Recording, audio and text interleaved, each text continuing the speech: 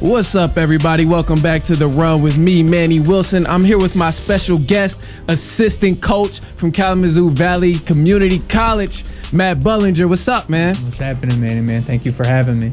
No problem at all, man. I appreciate you coming here on The Run. Come and joining me on the show. I seen y'all 6-1 right now. Y'all doing really good. I like it. Tell me a little about how the season has been going besides the record. So 6-1, it looks good, right? But we got some work to do still. Okay, let's hear it. So we started off. We got some old guys coming back. So old guys in junior college basketball is just sophomores, right? So right. We returned about 45 points worth of guys coming back from last year. Okay. We have 4 main sophomores that we kind of start every game, and that 5th spot has been getting filled. We got a big old 6'7" dude from Scotland. Oh, that sounds good.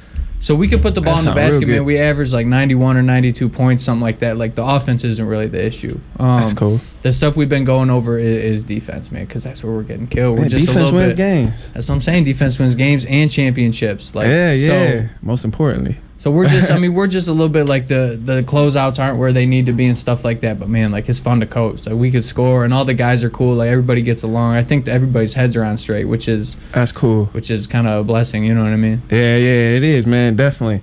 So you go. Where else have you coached besides at KVCC? So this is like my first official coaching job right out of college. I took this. So when I was still a junior in college, I was playing at an NAI school down in South Bend, and when I came home for the summer, I started just a little AAU team. Okay, cool. Yeah, thank you to Little Caesars, man. That was my big sponsor for the team. Helped us get jerseys and everything. So I gotta shout them out.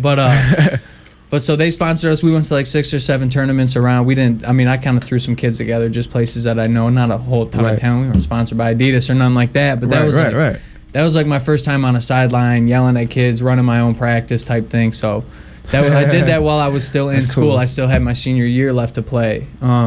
So that was kind of like me checking, like, hey, do I really want to do this coaching thing? And after I was like certain about it. You know what I mean? I was like about that. I feel that, man. That's what's up. That's what's up. So like in terms of like game planning and stuff, are you like more so with the change of like going to the 3-ball, like how the game has transitioned over to the 3-ball and less paint play than what it used to be? Are you like with that, or do you wish it was like, dude, which way? How do you feel about that? That's what I'm saying. If I really want to sit here and argue against that, like I'm gonna be in the minority, right? Like you can kind of tell the stats say it too. I'm not a big analytics guy really at all. I'm not either. I hate it actually because I'm like the eye test is really what matters. It's an art, not a science. Yeah, that's what I'm saying. Yeah. So like, but I don't want to sound like an idiot and be like, no, you got to pound it down low, because like there's numbers to back it up, and we obviously, like, if our big guys can shoot, we're gonna put you, that's gonna make you a little bit better of a recruit. But yeah, that's true. But no, man, personally, I kind of like going down low. I'll play with 2 bigs, a couple, maybe you get a rim protector and then like a big wide body guy. You know what I mean? I would like playing like that. I think you can really mess with teams and get some good shots down low. I mean, I'll always choose like a little low post move over somebody doing a step back. You know what I mean? Especially if it's a step back 3. It's a step back 3. Exactly, oh my goodness, because unless you're in the league, man, you don't really have that consistently enough, bro. And then again, too, people in the league,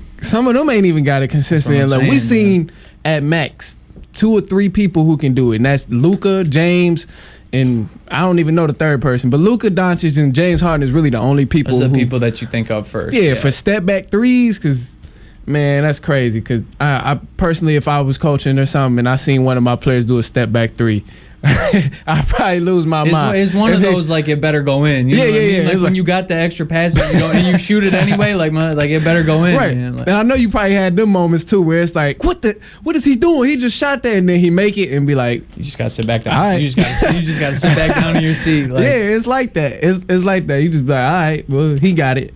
Now, do you feel like sometimes that can allow too much freedom, or there's a possibility of allowing too much freedom for players who are like offensive threats, I guess? What are you talking about? What allows too much in freedom? terms of if they're jacking up a lot of shots, they're bad shots, and they sometimes make it, sometimes don't. Do you like allow a lot of leeway with that, or is it more so just a he can keep shooting, type of thing? You get what I mean? A little bit. Yeah.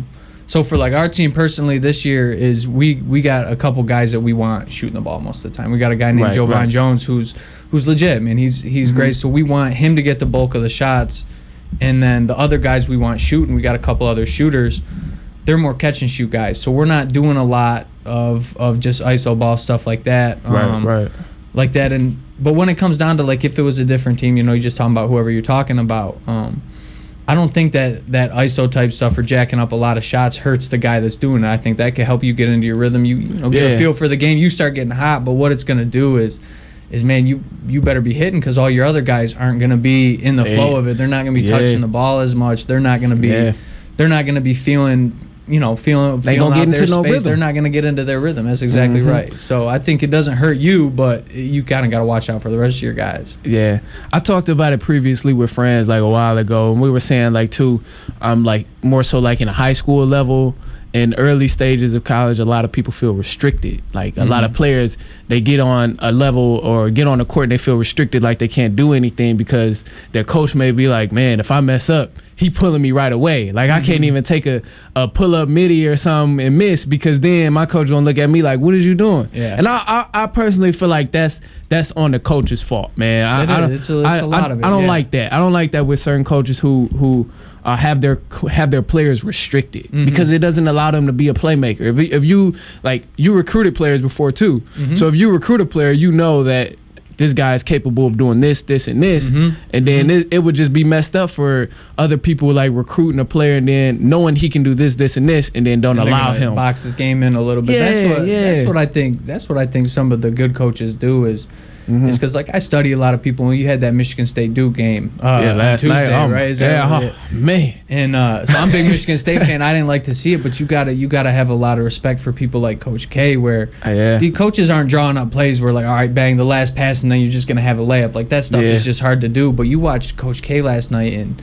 he just got Vernon Carey where he wanted. You get Vernon Carey, like if you just move your stuff around and okay, we're gonna get Vernon Carey the ball, and then the play's over, right? Because now it's Vernon Carey's time to go to work, right? And so everybody kind of plays off that. So the good coaches, what they'll do is get their guy in space or get their guy with the good matchup that they want, and then it's that ISO ball. But the stuff that kills you, the stuff that coaches get mad at, is if you box yourself in and you're not. Maybe it's not a good shot. Maybe it's just kind of like weird in the offense. It's not a natural thing. A forced shot. A forced shot is a good way to put it. That's never good when you just forcing stuff.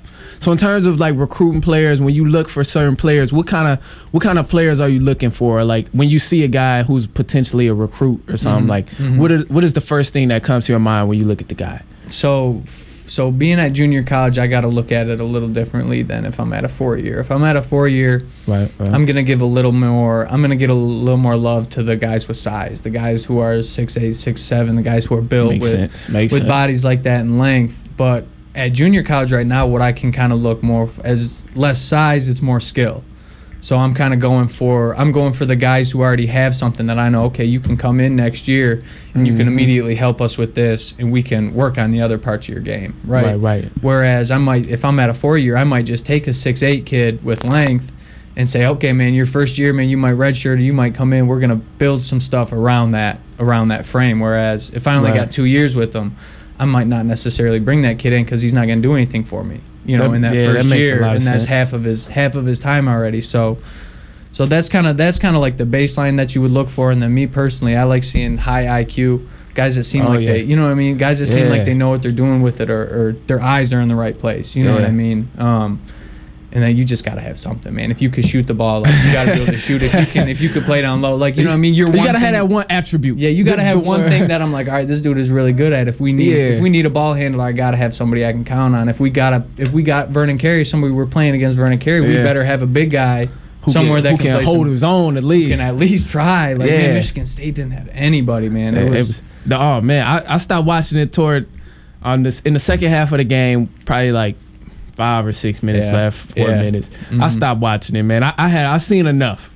It was no, I seen enough. I was super impressed too, and I kind of knew that going in because other than Xavier Tillman, Michigan State doesn't have like weight like that. You know what I mean? Like, they got some of those lengthy white dudes, but they're not. You're not doing that against Vernon Carey, man. And see, I noticed too with Cassius, Duke, they brought a lot of pressure toward Cassius in the second half, man. Like. It was almost as if they focused more on let's get the ball out his hands and let somebody else. What you should do. Let's get the ball out his hands and let somebody else make a play and distribute the way Cassius can. And when they tested that scheme, it was like a success. Oh yeah, because he was coming off a lot of his screens and they're sitting there waiting for him. So he could snake it sometimes and beat it. But man, if you're coming off a screen and you got Trey Jones, Trey Jones is really good. Like people don't talk about him, but dude, he is really good.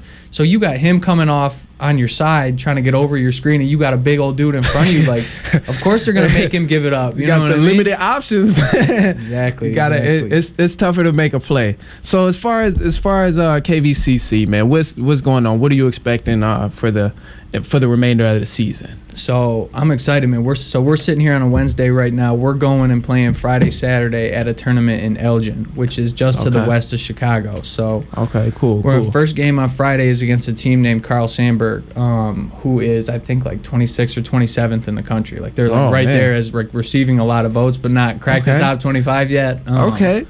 So that'll be a big game for us. That'll be a lot of speed. And then depending on we win or lose, we'll play another team likely from that area. So it's a tournament? It's just a little like jamboree kind of thing, just 2 days. So we'll go down there and spend the night.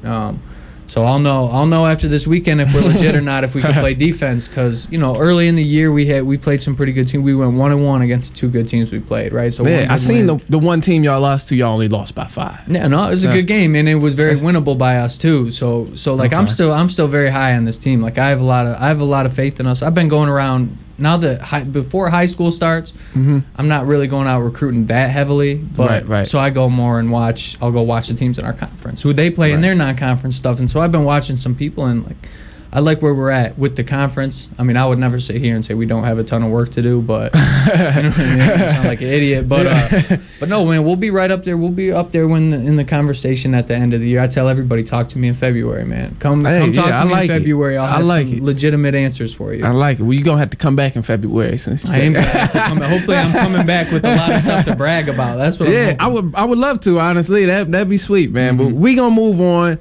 We got to move on. Go ahead, throw your social media out there for a second. The camera's right there. If you want to go ahead, give them a look, and throw your social media out there before we move on to our selection. So for me, it's just at Coach Bullinger, BULLINGER.